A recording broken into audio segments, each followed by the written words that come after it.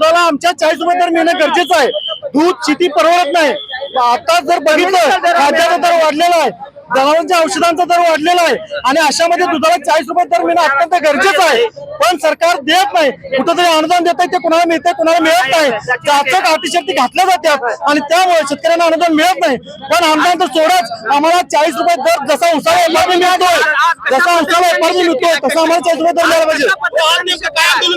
आज जे आम्ही आंदोलन केलंय ते आम्ही आज या नदीमध्ये आणि त्याचबरोबर या रस्त्यावर आज आम्ही शासनाला निषेध म्हणून आज आम्ही दूध ओतून आंदोलन केलेलं आहे। जर शासनाने आमची मागणी मान्य नाही केली तर मंत्रालयात दूध आणून ओतल्याशिवाय राहणार नाही आणि दूध विकास मंत्र्याच्या दालनात दूध आणून ओतल्याशिवाय आम्ही राहणार नाही। मी दूध उत्पादक संघटना जिल्हाध्यक्ष जुतराम गोडके वडणगे गेले 7 महिने झालं मी सरकारला निवेदन देऊन सुद्धा पशुखाद्याचे दर कमी झालेले नाहीत। गाईच्या दुधात नेहमी सातत्याने कपात केली जाते। 4 रुपये कपात केली, 3 रुपये कपात केली। पशुपालन उत्तम व्यवसाय अडचण देणार आहे।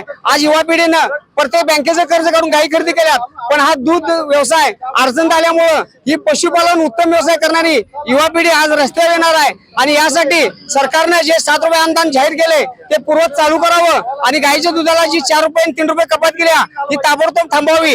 ही जर कपात त्यांनी नाही का थांबवली तर मी उपोषणाला बसून राज्य अभिषेक घालून मी सरकारच्या दारात त्यांना दुधाची अंघोळ काढल्याशिवाय कदापि थांबणार नाही।